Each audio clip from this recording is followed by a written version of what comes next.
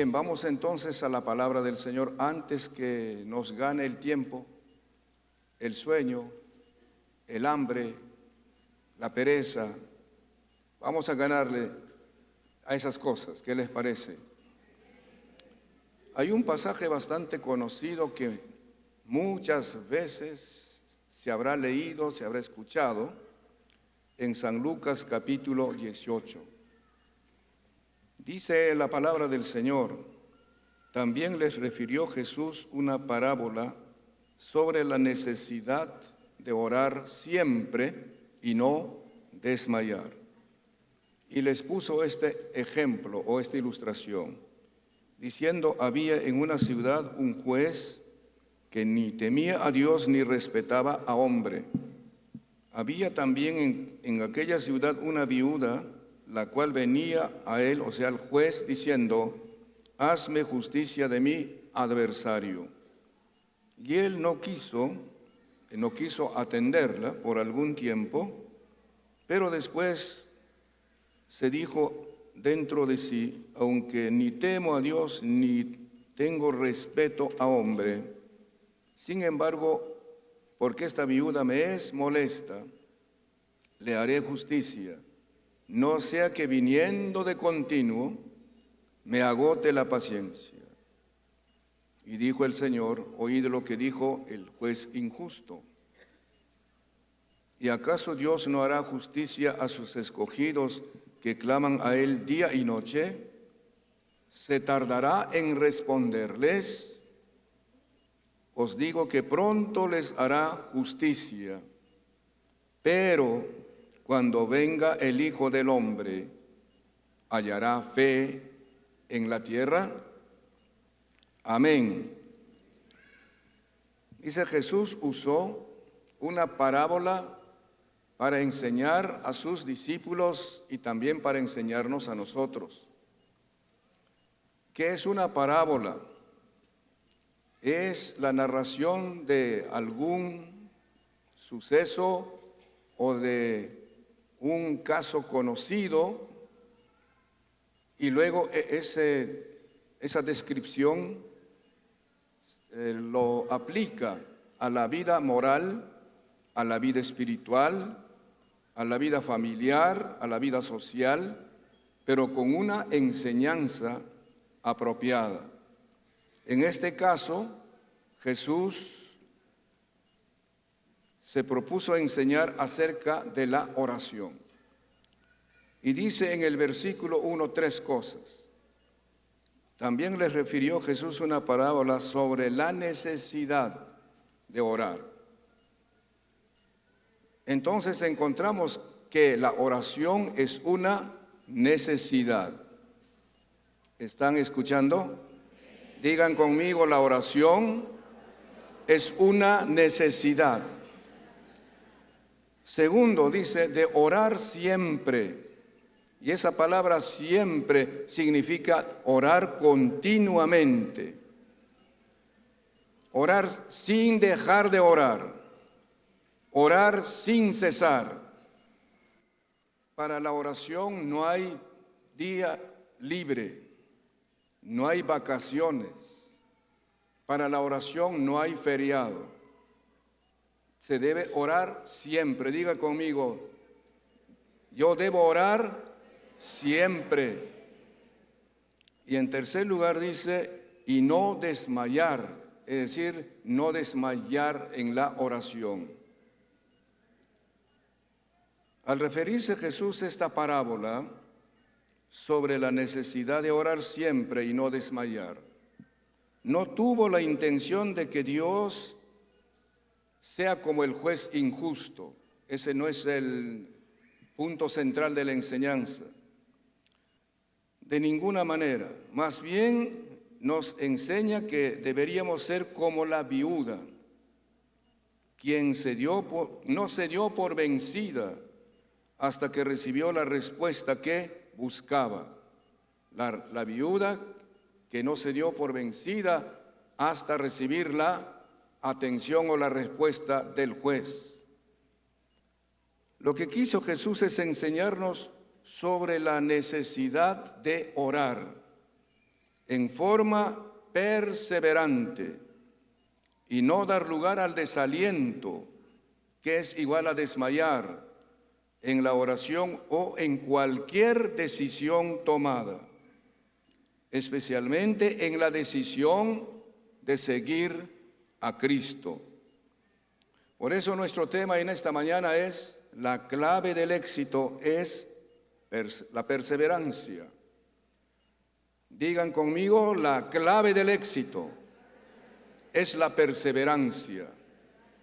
Si alguien quiere tener éxito, digan, si alguien quiere tener éxito, debe perseverar en lo que ha comenzado.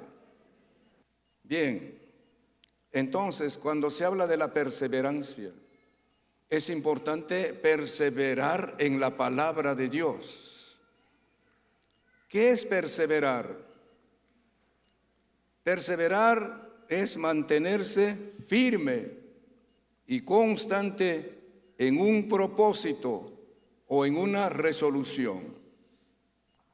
La perseverancia es una virtud y al mismo tiempo una cualidad. ¿Qué les caracteriza a las personas que están convencidas? ¿Convencidas de qué? De que lo van a lograr, lo que han comenzado o han emprendido, a base de tres cosas: esfuerzo, digan esfuerzo, trabajo y perseverancia. Diga esfuerzo, trabajo y perseverancia. Perseverar tiene como sinónimo ser persistente, ser tenaces frente a los obstáculos, valientes, en otras palabras, decididos, ser sólidos, inflexibles, irrebatibles, hasta ser porfiados, resistentes. Es como estar tocando la viuda, tocando la puerta del juez injusto, y el juez está molesto, el juez está amargado, el juez está disgustado, que esta viuda me viene a quitar la paciencia y todos los días y mañana tarde viene aquí a tocarme la puerta. Finalmente, ¿quién se rinde? ¿La viuda o el juez? Claro que el Señor a quien servimos no es como el juez, pero sí lo que nos quiere enseñar es la clave del éxito, que es la perseverancia. La perseverancia debe tener motivaciones muy específicas.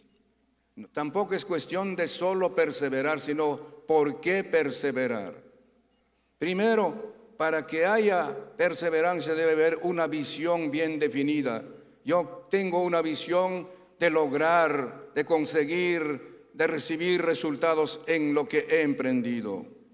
En segundo lugar, debe haber un plan, un proyecto de ser el mejor cristiano, el mejor evangélico, el mejor hijo de Dios, que dé buen testimonio, que dé buen ejemplo, que brille con su luz ante las personas que viven en tinieblas.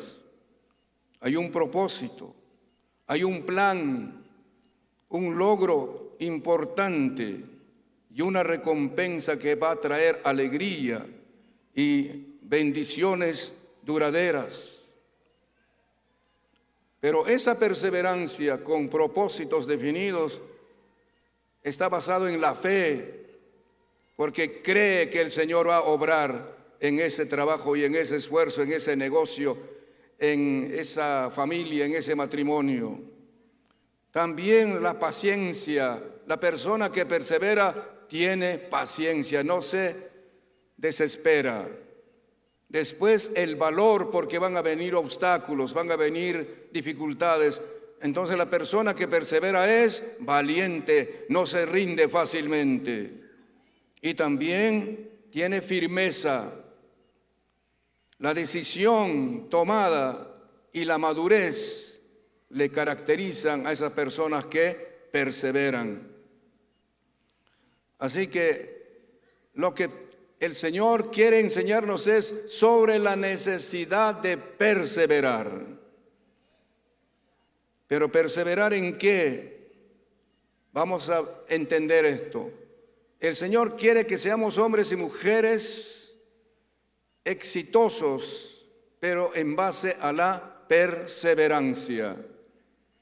Los que no perseveran, por más que desearan lograr muchas cosas, no van a ser exitosos o no van a lograr lo que deseen. En primer lugar, debemos perseverar en la fe en el Señor Jesucristo. Diga usted, levante su mano derecha y diga, debo perseverar en la fe. Amén. Cariñosamente al que está a su lado le dice, usted debe perseverar en la fe. Pero yo también debo perseverar en la fe. ¿Y en qué fe? En la fe en el Señor Jesucristo. A pesar de las tribulaciones, diga, a pesar de las tribulaciones, a pesar de los aborrecimientos, a pesar de las persecuciones, a pesar de las calumnias, a pesar de los desprecios por causa de Cristo, debo perseverar en la fe. Amén. Entonces, esto es muy importante, la perseverancia en la fe en el Señor Jesucristo. La perseverancia es importante para lograr grandes objetivos. En Mateo 10, versículo 22 dice, y seréis aborrecidos de todos por causa de mi nombre. El Señor les dijo esto a sus discípulos. Mas el que persevere, ¿hasta cuándo? Diga, ¿hasta cuándo? ¿Y a qué fin se refiere? Mas el que persevere hasta el fin, este será salvo. ¿Y a qué fin se refiere? Puede ser hasta el final de la vida. Cuando la muerte llegue, nos encuentre perseverando en el Señor. Segundo, hasta que el Señor Jesús venga en su segunda venida. Cuando Él venga, nos encuentre perseverando. Amén. Así que en primer lugar debemos perseverar en nuestra fe en el Señor Jesucristo. Hay muchas personas que se entregan con ánimo, con entusiasmo y cierto tiempo asisten a los cultos, están en los estudios bíblicos, inclusive llegan al bautismo y después poco a poco desaparecen. Y no solamente que dejan de asistir a la casa de Dios, sino hasta vuelven a hacer cosas de la vida pasada. No perseveran entonces en la fe y caen fácilmente en el desánimo, en la incredulidad y en la dureza del corazón. En segundo lugar, debemos perseverar en el servicio a Cristo hasta que Él venga. Entonces siempre hay una pregunta, ¿hasta cuándo usted va a servir al Señor? Bueno, pero comencemos por algo más básico. ¿Cuántos de ustedes están sirviendo al Señor? Por este lado, ¿cuántos están sirviendo al Señor? Levanten su mano mejor. Los servidores de Jesucristo. Y por acá, ¿cuántos están sirviendo al Señor? ¿Y hasta cuándo va a servir al Señor? Hasta que Él venga. Ser fieles servidores de Jesucristo. No ser fieles religiosos, no ser fieles asistentes solamente a reuniones, no fieles danzarines, que a veces danzamos, sino fieles servidores a Jesucristo. En Mateo 24, 9 al 13 dice la palabra, entonces os entregarán a tribulación y os matarán, y seréis aborrecidos de todas las gentes por causa de mi nombre. Muchos tropezarán entonces y se entregarán unos a otros, y unos a otros se aborrecerán. Y muchos falsos profetas se levantarán y engañarán a muchos. Y por haberse multiplicado la maldad, el amor de muchos se enfriará. Mas el que persevere hasta el fin, éste será salvo. Miren, aquí hay varias cosas que prestar atención cuando dice, y muchos tropezarán, muchos cristianos evangélicos que asistían a la iglesia evangélica La Hermosa, tropezarán. Bueno, estoy aquí aplicando la palabra. Entonces, y se entregarán unos a otros, inclusive se van a traicionar entre cristianos. Unos a otros se aborrecerán. Está hablando también de los evangélicos, que a veces uno puede caer en esa trampa de aborrecerse unos a otros. Y muchos falsos profetas se levantarán, y ahora estamos viviendo ese tiempo que hay tantos falsos profetas, falsos predicadores, falsos apóstoles, falsos maestros, por todas partes abundan ahora. Y engañarán a muchos evangélicos, caerán fácilmente en los pensamientos, en las opiniones, en los conceptos de esas personas. Ahora la iglesia ha comenzado a ser perseguida por todos los falsos profetas y falsos maestros. ¿Me están escuchando? Y por haberse multiplicado la maldad o el pecado, el amor de muchos cristianos, el amor de muchos padres de familia, el amor de mujeres cristianas, de hijos, se va a enfriar. Se va a endurecer ese corazón, va a perder el amor, el cariño, el afecto. El corazón se va a llenar de aborrecimiento, de orgullo, de maldad, de malos pensamientos, de malas intenciones. Hasta pueden asesinar a sus propios familiares. Estamos viviendo en ese tiempo ahora. La maldad se multiplica de manera sorprendente. Pero termina el versículo 13 diciendo, mas el que persevera hasta el fin, este será salvo. Perseverar o perseverando sirviendo al Señor. Cumplir fielmente con lo que el Señor le ha encomendado. Mateo 24, 45 al 47 dice, ¿quién es pues el siervo fiel y prudente, al cual puso su Señor sobre su casa para que les dé el alimento a tiempo? Bienaventurado aquel siervo, no dice aquel evangélico, no dice aquel creyente, bienaventurado aquel siervo al cual cuando su Señor venga, le halle haciendo así como el Señor le ha ordenado. De cierto os digo que sobre todos sus bienes le pondrá. Amén.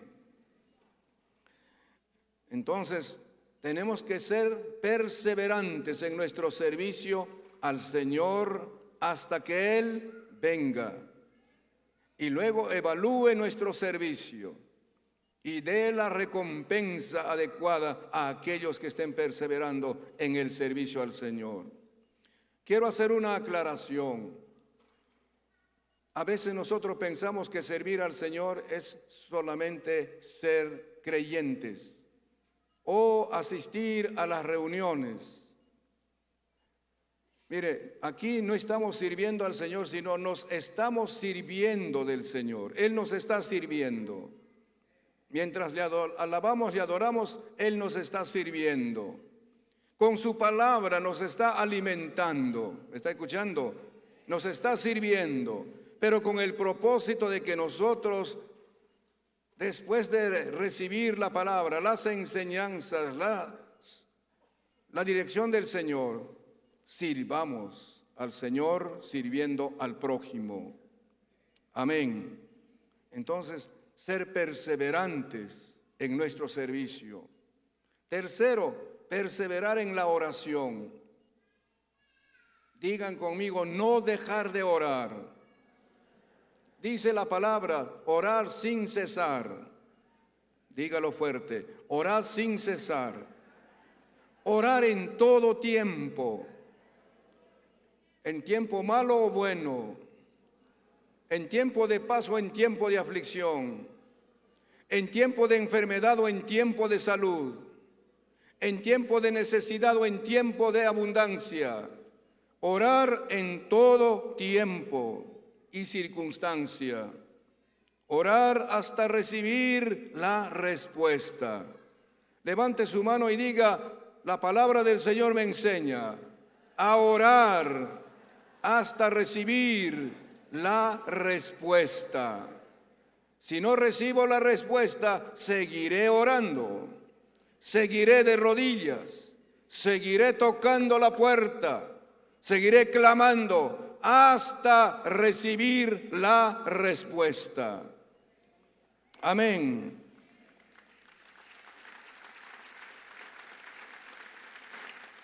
En Colosenses 4:2 dice la palabra: perseverad en la oración, velando en ella con acción de gracias. Y en este aspecto hay muchos que han desmayado, cristianos que han desmayado en su vida de oración. Y allí, ¿cómo se sabe que han desmayado en su vida de oración? Porque se sienten tan débiles y fracasados, cristianos fracasados. En segundo lugar, porque no tienen ánimo, no tienen la fuerza y el valor para servir al Señor. En tercer lugar, se envuelven en graves problemas, se vuelven cristianos problemáticos, porque dejaron de orar, desmayaron en su oración. No tienen el soporte, no tienen la fortaleza del Espíritu Santo en sus vidas. Es como que han dejado de comer por mucho tiempo, de beber el agua que necesita el cuerpo, en este caso, el agua que necesita el corazón y el espíritu del hombre. Encontramos a mucha gente que no le da importancia a la oración. Le da importancia a cualquier cosa. Un predicador estaba diciendo: si yo puedo organizar un concierto con muchos cantantes y conjuntos de cualquier estilo de canciones, la gente va a venir y este lugar y cualquier otro lugar se va a llenar solo para divertirse un momento. Pero si yo convoco a un tiempo de oración, todos aquellos que están en los conciertos, en este tipo de reuniones, van a desaparecer. Solo pocas personas van a estar en la oración. Y eso es verdad en muchos casos. Y el Señor nos enseña que debemos perseverar en la oración. Amén. Diga: haga frío o haga calor, debo perseverar en la oración y debo mantenerme firme en la oración y no dejar de orar. Debo asistir a las reuniones de oración, debo estimar esas reuniones de oración. Mi alma debe desear profundamente de estar en esas reuniones de oración. Y debo decir como el salmista David: mi alma tiene sed de Dios, del Dios vivo, y postrarme en su presencia para saciar la sed y el hambre de mi corazón y de mi espíritu. Pero también debemos perseverar en la doctrina, creciendo día a día en el conocimiento de la palabra de Dios y en el conocimiento de Dios. Dice Colosenses 1:10, esto es lo que el apóstol Pablo deseaba para los hermanos de Colosas: para que andéis como es digno del Señor, agradándole en todo. Qué bueno, agradando al Señor en todo, no agradándonos a nosotros mismos, llevando fruto en toda buena obra y creciendo en el conocimiento de Dios. A ver, repitan conmigo, mire, aquí hay cosas lindísimas. Dice: debemos andar como es digno del Señor. Digan: yo debo andar como es digno del Señor, como lo que glorifica al Señor, que honra al Señor. agradándole en todo. Debo agradar al Señor en todo. Dígalo, por favor. Debo agradar al Señor en todo. En mi trabajo debo agradar al Señor. En la calle, en el microbús, donde quiera, debo agradar al Señor. En mi negocio debo agradar al Señor. En mi matrimonio debo agradar al Señor. En mi familia, en mi casa, debo agradar al Señor, agradándole en todo. Amén. Y luego dice, llevando fruto en toda buena obra. Diga, yo debo llevar fruto en toda buena obra. Y creciendo, diga creciendo en el conocimiento de Dios. Ahora, ¿cómo se logra todo esto? Es en base al conocimiento de la palabra de Dios. ¿Qué dice Dios? ¿Cómo debo honrar al Señor? ¿Cómo debo agradar al Señor? ¿Cómo debo dar fruto en toda buena obra? ¿Cómo puedo o debo crecer en el conocimiento de Dios? Aquí está todo. Y entonces, primeramente leo la Biblia, no por costumbre, no por acto religioso. Leo la Biblia para saber qué desea Dios que yo haga y cómo debo agradarle en todo. Me matriculo para estudiar la Biblia, para no caer en las trampas del enemigo, sino para vivir de acuerdo a la palabra de Dios. Amén. Y debemos perseverar en la doctrina hasta llegar a la estatura de la plenitud de Cristo. Eso dice en Efesios 4:13. Hasta que todos, no unos cuantos, lleguemos a la unidad de la fe y del conocimiento, hasta que todos lleguemos a la unidad de la fe y del conocimiento del Hijo de Dios, a un varón perfecto, a la medida de la estatura de la plenitud de Cristo. Amén. Para no ser arrastrados por cualquier viento de doctrina, debemos conocer bien la doctrina de la palabra de Dios. Efesios 4:14 dice, para que no seamos como niños fluctuantes, llevados por doquiera de todo viento de doctrina, por estratagema de hombres que para engañar emplean con astucia las artimañas del error. Hebreos 13:9 dice, no os dejéis llevar de doctrinas diversas y extrañas, porque buena cosa es afirmar el corazón con la gracia, no con viandas que nunca aprovechan a los que se han ocupado de ellas. Ahora fácilmente la gente puede ser confundida por falsas doctrinas. Ahora por allí aparece cualquiera hablando de que Jesucristo no va a volver, no existe el arrebatamiento. Otro por allí aparece y dice, no existe el infierno. Por mucho tiempo les han engañado diciendo que hay infierno. Ese quiere decir que Jesucristo también engañó a la gente diciendo que había infierno.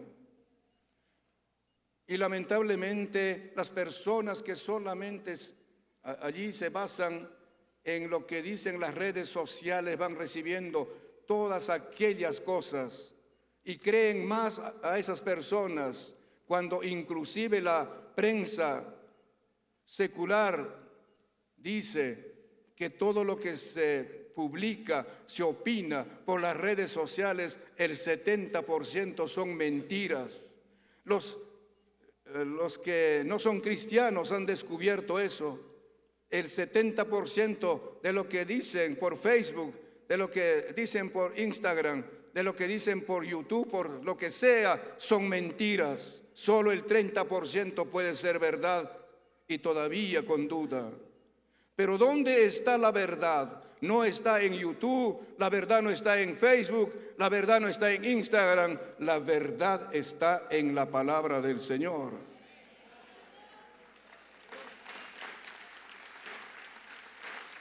¿Dónde está la verdadera doctrina? ¿Dónde está la sana doctrina? No está en las redes sociales. La sana doctrina está en este libro sagrado, la palabra del Señor. Entonces le dice a Timoteo el apóstol Pablo: si esto enseñas a los hermanos, la sana doctrina, la doctrina correcta, serás buen ministro de Jesucristo, nutrido con las palabras de la fe y de la buena doctrina que has seguido. El que predica realmente debe estar nutrido con la palabra, y el que enseña también, y todos debe ser de acuerdo a la enseñanza de la palabra del Señor. Y saben, los oyentes tampoco fácilmente se dejen convencer o distraer o confundir. Dice, había una iglesia en la ciudad de Berea, la gente se reunía para escuchar a los predicadores y todos estaban confirmando o estaban revisando a ver si lo que estaba diciendo el predicador es de acuerdo a la palabra del Señor. No se dormían, atentos y comparando. Y porque ellos habían aprendido a no caer o habían escuchado el peligro de caer en las falsas doctrinas. Y en Tito 2:1 dice: pero tú habla lo que está de acuerdo con la sana doctrina. Hay la sana doctrina y hay la doctrina enferma. Hay la doctrina bíblica y hay la doctrina maligna, satánica. Hay doctrinas de hombres y hay doctrina divina. Hay doctrina de demonios y doctrina del Señor Jesús. Mire, y doctrinas son enseñanzas y son algunos fundamentos y algunas cosas lógicas y aparentes. Debemos conocer bien la doctrina del Señor Jesucristo, conocer bien la doctrina de los apóstoles. Dice, la iglesia está basada en la doctrina de los apóstoles y de los profetas. ¿Me están escuchando? No de los apóstoles de este tiempo, sino de los 12 apóstoles. La iglesia debe estar fundamentada en esa doctrina. ¿Qué dicen las epístolas de Pablo? No, ¿qué dice tal predicador? ¿Qué dice tal maestro? ¿Qué dicen las epístolas de Pablo? ¿Qué dicen los evangelios del Señor Jesucristo? Mateo, Marcos, Lucas y San Juan. ¿Qué dice los otros libros de la Biblia? Comparando todo y conociendo bien la sana doctrina. Porque dice en 2 Timoteo capítulo 4, y nosotros hemos llegado a ese tiempo, porque llegará el tiempo cuando no sufrirán la sana doctrina, sino que maestros se van a amontonar para enseñar diferentes doctrinas, y muchos van a tener comezón en el oído. Digan, ¿están escuchando? Y muchos creyentes van a tener comezón en el oído de querer escuchar a uno y otro maestro. Van a correr una conferencia aquí, otra conferencia allá, y por aquí Facebook, y por aquí esto y aquello. Van a tener comezón de oír diferentes doctrinas y van a correr de un lugar para otro. Y no se conforman a la sana doctrina.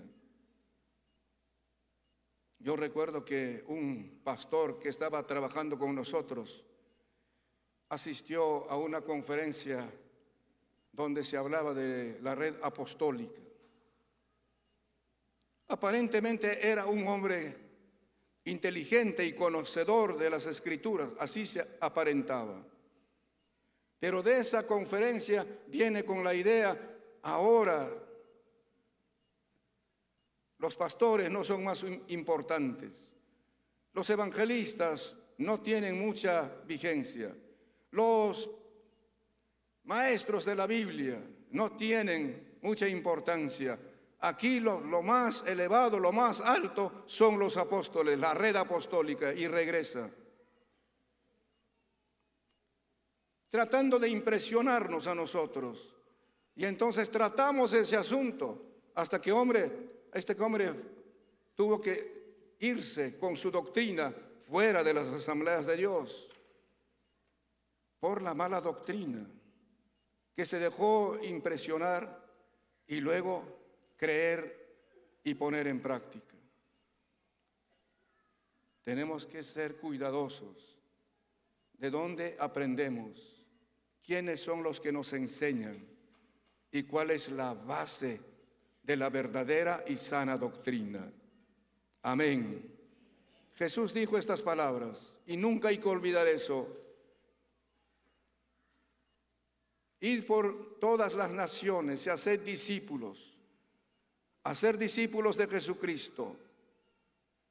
Dice, bautizándolos en el nombre del Padre y del Hijo y del Espíritu Santo, y enseñándoles todas las cosas que yo os he mandado o os he enseñado, es decir, basado en la doctrina de Jesucristo. Y yo estaré con ustedes, hoy estoy con vosotros todos los días hasta el fin del mundo. Pero por ahí aparece alguien, el bautismo en el nombre del Padre y del Hijo no vale, solamente en el nombre de Jesús. ¿Cuántos de ustedes han escuchado eso? Y fácilmente todo cristiano o algún cristiano que no conoce la palabra del Señor, por allí comienza a decir eso. Dice, no vale el bautismo en el nombre del Padre y del Hijo y del Espíritu Santo. ¿Quién lo dijo eso? Un falso predicador, un falso maestro, quebrantando la doctrina de Jesucristo, como diciendo lo que dijo Jesucristo no vale, solamente lo que yo pienso y lo que yo entiendo, solo en el nombre de Jesús se debe bautizar. Y muchos comienzan a creer en esas cosas. ¿Me está escuchando? Y alguien dice por ahí, el bautismo en la piscina, el bautismo en el estanque no vale, solamente vale el bautismo en el río, aunque sea río sucio, río Rímac. ¿Cuál es su base?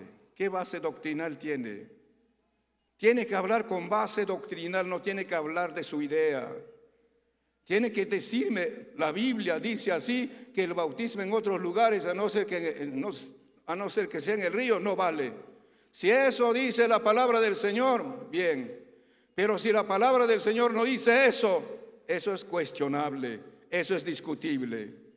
Lo que vale no es tanto el agua, lo que vale es la decisión firme de aquel que se bautiza. Lo que vale no es tanto el lugar donde se bautice, sino con la sinceridad y con la decisión firme con que una persona se bautice. Dice la palabra del Señor que ha muerto para el pecado y ahora vive para Dios. No es tanto que el agua se lo va a llevar su pecado. Mentira. Porque si el agua tuviera que llevarse el pecado, váyanse a bañar nomás todos al río y entonces quedarán limpios de su pecado. Quien limpia todo pecado no es el agua, es la sangre preciosa de Jesucristo.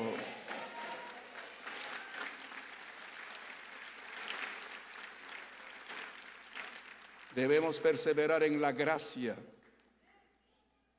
Gracia es el favor de Dios que se nos ha concedido al salvarnos de la condenación eterna que nosotros no merecíamos ser salvos.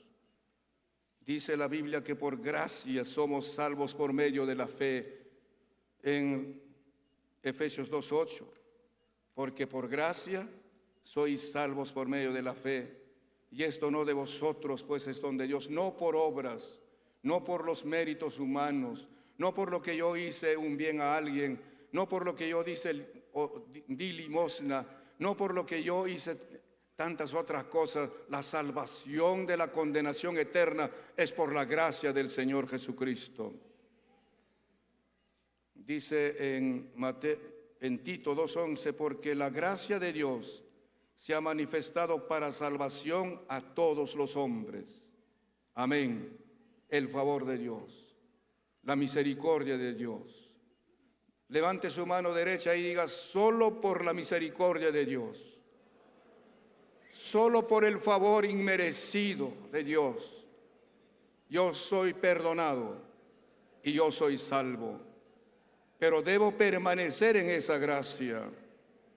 Si no permanecemos en la gracia, podemos caer de la gracia. Dice Gálatas 5:4, de Cristo os desligasteis, los que por la ley os justificáis, de la gracia habéis caído. Este es el problema de los ataucusistas. Ellos tratan de justificarse por las obras de la ley, guardando el sábado, quemando animales, haciéndose crecer la barba, haciéndose crecer el cabello, poniéndose las túnicas y cosas por el estilo. Y piensan que de esa manera ellos van a ser salvos. Este es el problema de la iglesia adventista, que ellos quieren ser salvos por guardar la ley. Pero aquí dice, los que procuráis justificaros por la ley habéis caído de la gracia, habéis despreciado la gracia. Por gracia somos salvos. Amén. No por guardar el sábado, no por no comer chancho, no por no comer pato. Por gracia somos salvos. Gloria a Dios. Aunque yo puedo comer mi cuy, la ley dice que no, pero por la gracia del Señor es que soy salvo, no por comer o no por comer o no por comer el cuy. Pero también cuando el Señor dice, del corazón de los hombres salen todos los malos pensamientos, no todo lo que entra por la boca contamina al hombre, sino lo que sale del corazón por la boca, eso es lo que contamina al hombre. Esto dijo, haciendo limpios todos los alimentos. Y la palabra del Señor dice que nada, ninguna comida es de desecharse si se toma con acción de gracias, porque por medio de la palabra y la oración queda santificado. Amén.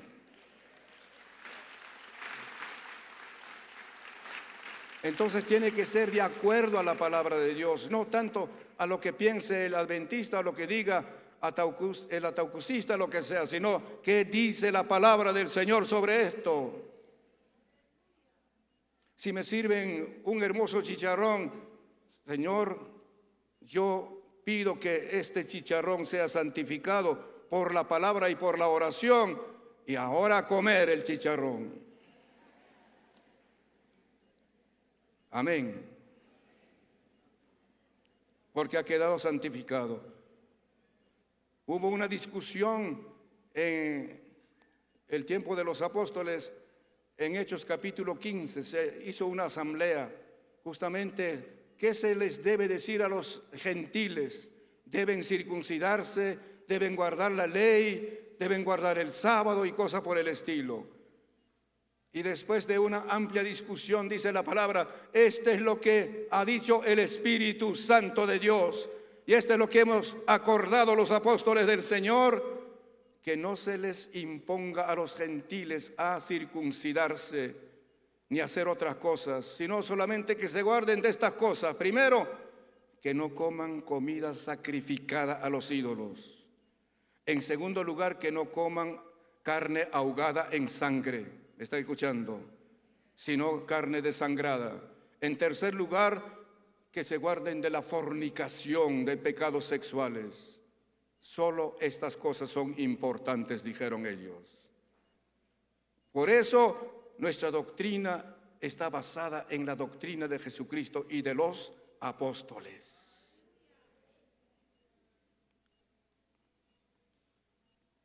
Si no perseveramos en la gracia, podemos caer de la gracia y podemos despreciar la gracia, dejar de alcanzar esa gracia. Dice Hebreos 12:15, mirad bien, presten atención. ¿Están escuchando? Dice, mirad bien, no sea que alguno deje de alcanzar la gracia de Dios, que brotando alguna raíz de amargura os estorbe y por ella muchos sean contaminados. Consideren bien su comportamiento, su conducta, su vida personal. no sea que alguno deje de alcanzar la gracia de Dios, que brotando alguna raíz de amargura, como en el corazón de Esaú, esa amargura os estorbe y por esa amargura muchos sean contaminados. Si algún hermano, alguna hermana se llena de amargura, se llena de resentimiento, no sé, de sentimientos negativos, y comienza a derramar todo eso como una bilis. Esto es que me han dicho, y esto me han hablado, y esto no me han hecho, a mí no me han atendido, y estoy resentido, estoy amargado, y comienza a contaminar a todos los demás. Y está cayendo de la gracia del Señor sin darse cuenta que nadie es salvo por sus obras, por sus méritos. Todos somos salvos solo por la gracia del Señor. En esta misma mañana, por la gracia del Señor, estamos vivos. Por la gracia del Señor estamos respirando. Por la gracia del Señor todavía caminamos. Por la gracia del Señor todavía le alabamos y le adoramos a Él. Gloria a Dios. Amén. Así que perseverar en la gracia y perseverar en la perfecta ley de oír y hacer la palabra de Dios. Santiago 1:25 dice: mas el que mira atentamente en la perfecta ley, la de la libertad, y persevera en ella, no siendo oidor olvidadizo, sino hacedor de la palabra, este será bienaventurado en lo que hace. ¿Quiénes son los bienaventurados? Los que oyen, digan los que oyen atentamente en la perfecta ley, es decir, en la perfecta palabra de Dios, y luego la hacen. No solamente escuchan, sino lo hacen. Mucha gente religiosa será desaprobada porque escuchó muchas veces la palabra de Dios como en esta mañana, pero no fue hacedor de la palabra, sino solamente oidor de la palabra. Por eso en Mateo 7:21 al 23 dice: no todo el que me dice Señor, Señor entrará en el reino de los cielos, sino el que hace la voluntad de mi Padre que está en los cielos. Muchos me dirán en aquel día, ¿en qué día? Cuando el Señor Jesús pida cuentas: Señor, Señor,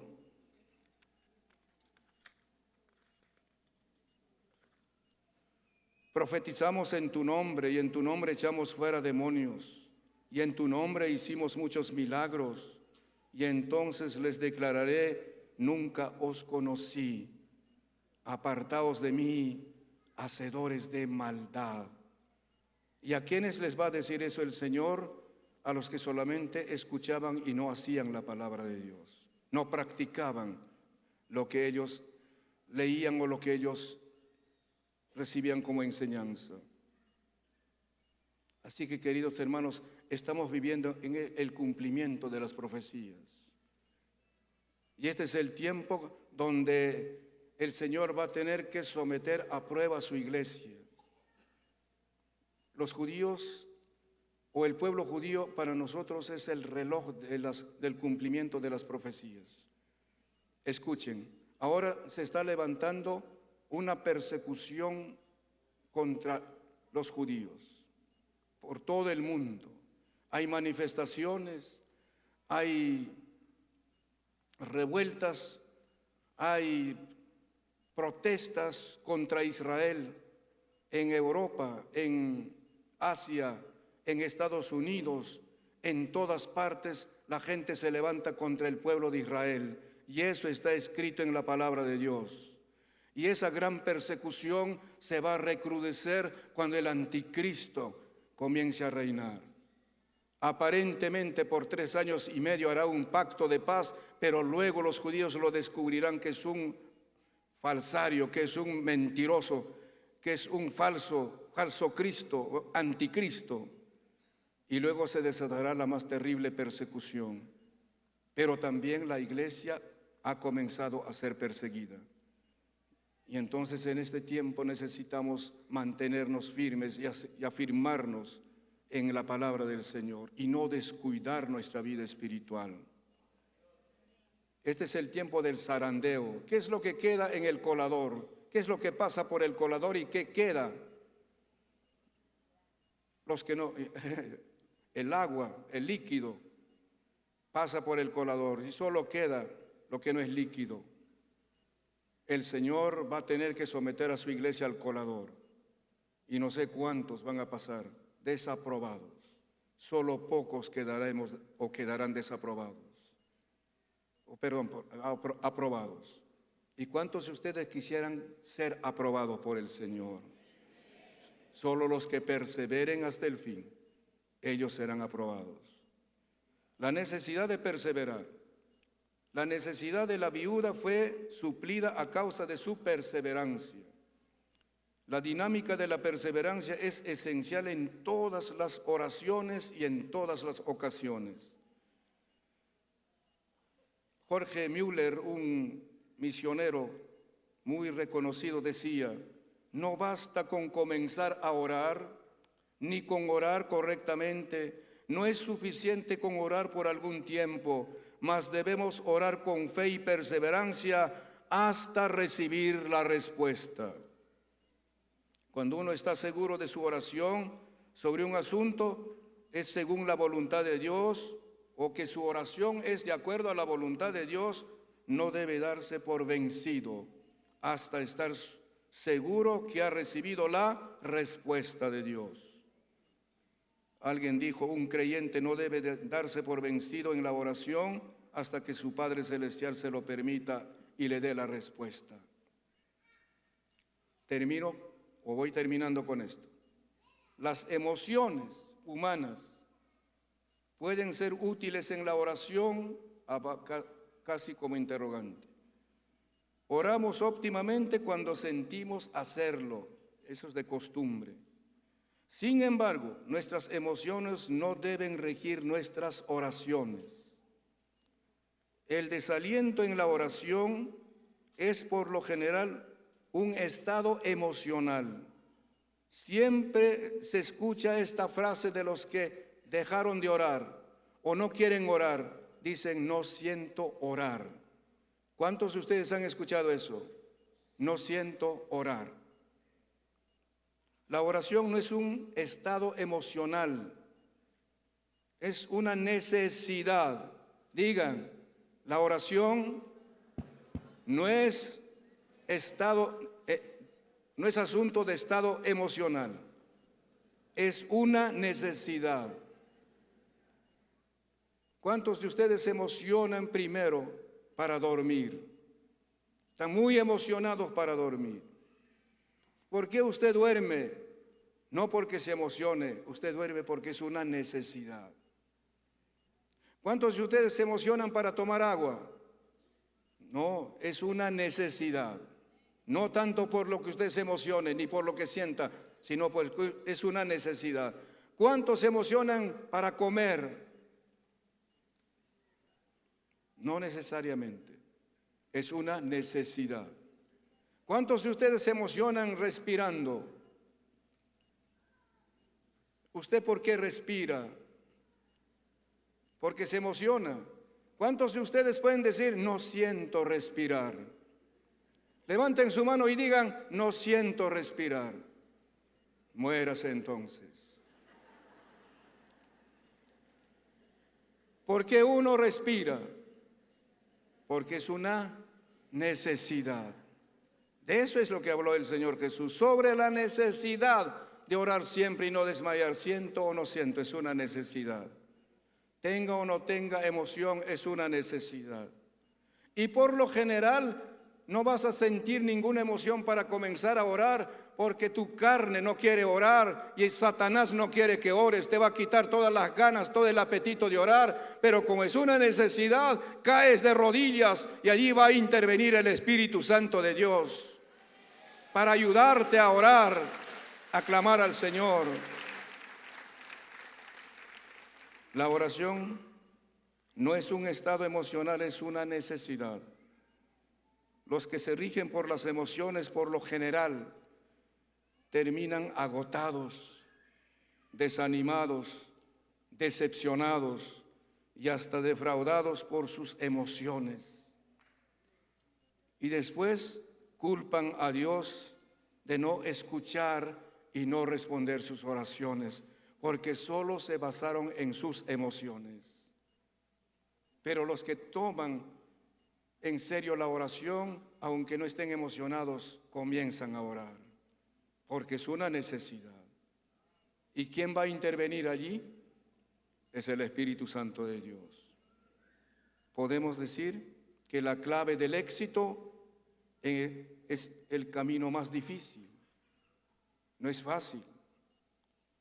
La clave del éxito es la perseverancia, la cual nos prepara para aceptar que enfrentaremos serios problemas en nuestro paso y muchas veces seremos abatidos, seremos desanimados, confundidos, nuestras emociones nos van a engañar, pero con la poderosa mano de Dios seremos librados de todas aquellas cosas cuando nosotros acudamos a Él con total confianza de que no nos estamos postrando ante una imagen, ante un ídolo, nos postramos ante el Dios Todopoderoso y que Él entiende toda necesidad y también está dispuesto a escucharnos y a socorrernos. La perseverancia en la oración eficaz nos lleva a un acto de decisión. La fe, la lucha. ¿Cuántos de ustedes luchan en la oración? Los que no luchan en la oración son aquellos que se dejan llevar por las emociones y quieren que las cosas se hagan con total facilidad.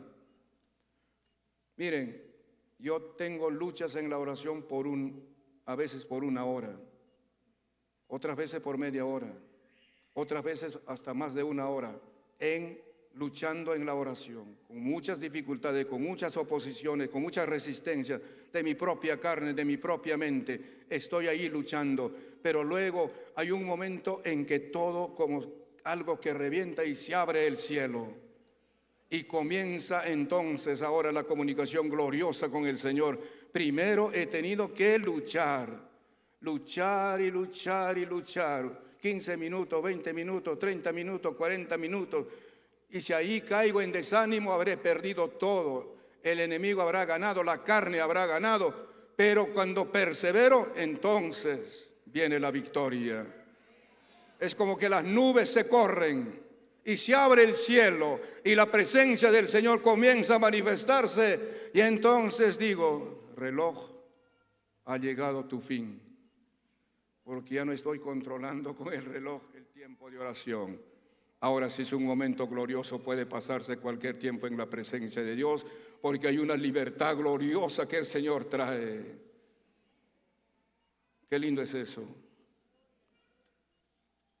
Debemos tomar la actitud de Jacob cuando le dijo al Señor, no te dejaré si no me bendices. ¿Cuántos de ustedes tienen problemas en cuanto a perseverar? Comienzan algo, después se rinden ante los problemas, ante las dificultades, ante el desaliento, ante la crítica, ante las opiniones de la gente, fácilmente se desanima. Nos dejamos llevar por las opiniones humanas, hasta para nuestras enfermedades. Mire que mi abuela murió así con esa enfermedad, mira que mi papá murió así, cosas por el estilo. No se trata de eso, aquí se trata de que el autor de la vida diga la última palabra. El Señor Jesucristo. Amén.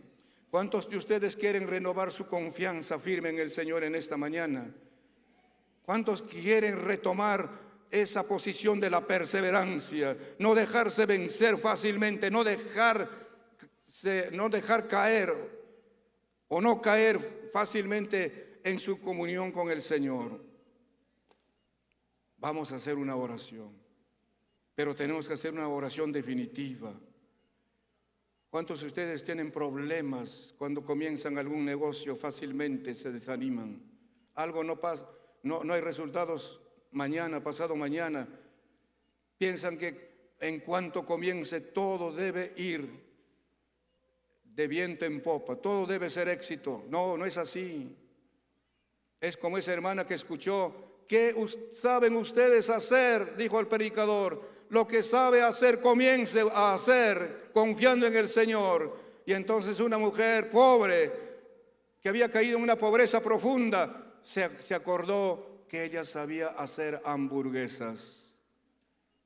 Y se propuso a preparar hamburguesas. El primer día 10, el segundo día 20, el cuarto día 30, 40, 50, 100. Y se volvió una empresaria con muchas tiendas de hamburguesas en muchos países del mundo. ¿Dónde comenzó? En su pobreza. Pero ¿qué es lo que hizo? La perseverancia. Estuvo frente a las críticas, frente a los menosprecios, por lo que sea, pero allí siguió hasta convertirse en una empresaria muy solvente económicamente. Dios puede cambiar las cosas cuando usted se pone en sus manos. ¿Cuántos están dispuestos a comenzar algo nuevo, algo mejor, y perseveran en eso? Los que no quieren emprender nada, quédense sentados. Y los que quieren emprender o renovar su compromiso y su decisión, pónganse ahora de pie. Hombres y mujeres. Oh, gloria a Jesús. Usted que vino por primera vez necesita conocer ya no métodos, ya no estrategias, quiere conocer al autor de la vida, al autor del éxito, al autor de la prosperidad, que es el Señor Jesucristo. Es más, los que se pusieron de pie también tienen que tomar una decisión. No es suficiente ponerse de pie. ¿Sabe que el leproso se puso frente a Jesús, parado allí, y le dijo: Señor, ahí estaba pensando, no sé si me acerco o no a Jesús. No sé si me recibirá o me despreciará. No sé si las pedradas me caerán según la ley. Pero tomó la decisión y corrió y se postró delante del Señor Jesús y le dijo: si quieres puedes limpiarme, o en otras palabras quiso decirle, o puedes matarme a pedradas conforme a la ley. Jesús entonces, contra las normas de la ley, puso su mano y dijo: yo quiero que tú seas limpio, quiero verte sano. No es suficiente pararse, no es suficiente hacer algo tan mínimo, es bueno hacer algo mayor.